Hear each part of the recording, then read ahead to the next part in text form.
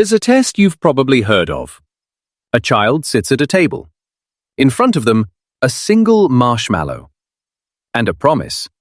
If you can wait and not eat this one, you'll get 2. Then the adult leaves the room. What happens next is supposed to reveal something deeply human. Willpower, patience, the strange ability to say no to what you want now for the sake of something better later. Psychologists have run this test for 50 years, but recently they gave a version of it to a creature with no bones, 3 hearts, blood the color of the sky, and a brain shaped like a donut wrapped around its throat. And it passed. The creature is a cuttlefish. And if you've never really looked at one, you should. It's a soft-bodied mollusk, a close cousin of the octopus and the squid. It has a delicate fin that ripples like a skirt around its whole body. It has skin that can change color and texture in a single second, sending waves of light rolling across itself like a living screen. It has eyes with pupils shaped like the letter W, and it lives on average for only about 2 years.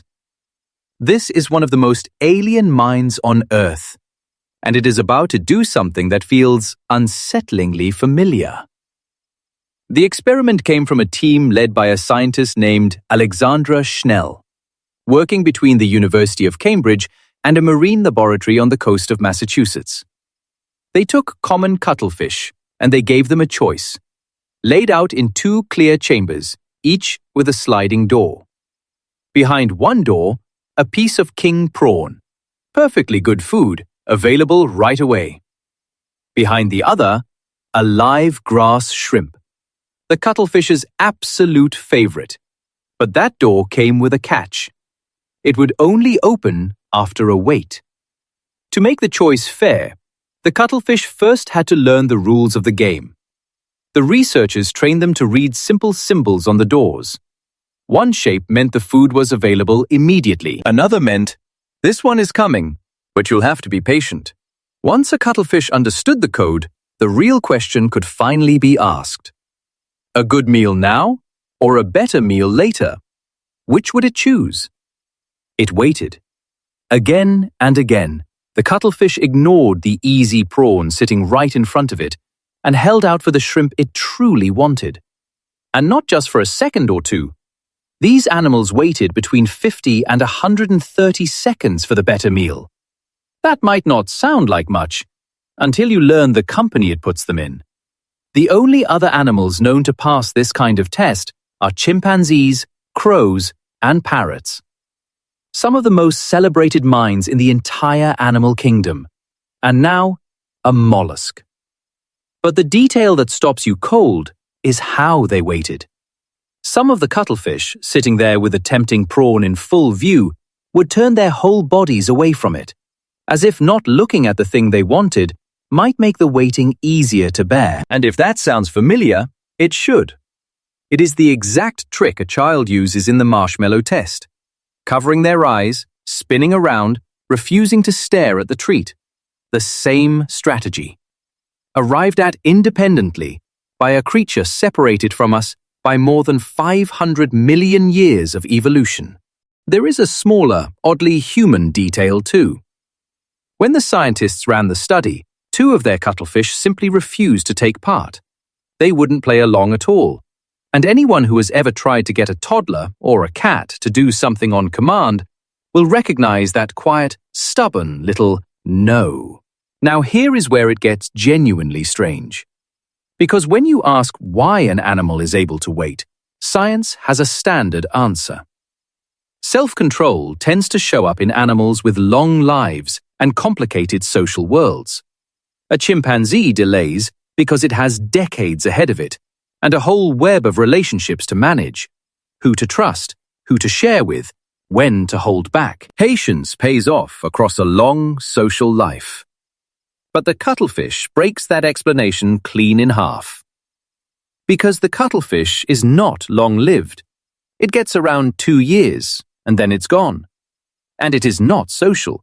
It lives alone, hunts alone, and dies alone. It has no decades to plan for, no friendships to protect. None of the reasons we thought made self-control worth having in the first place.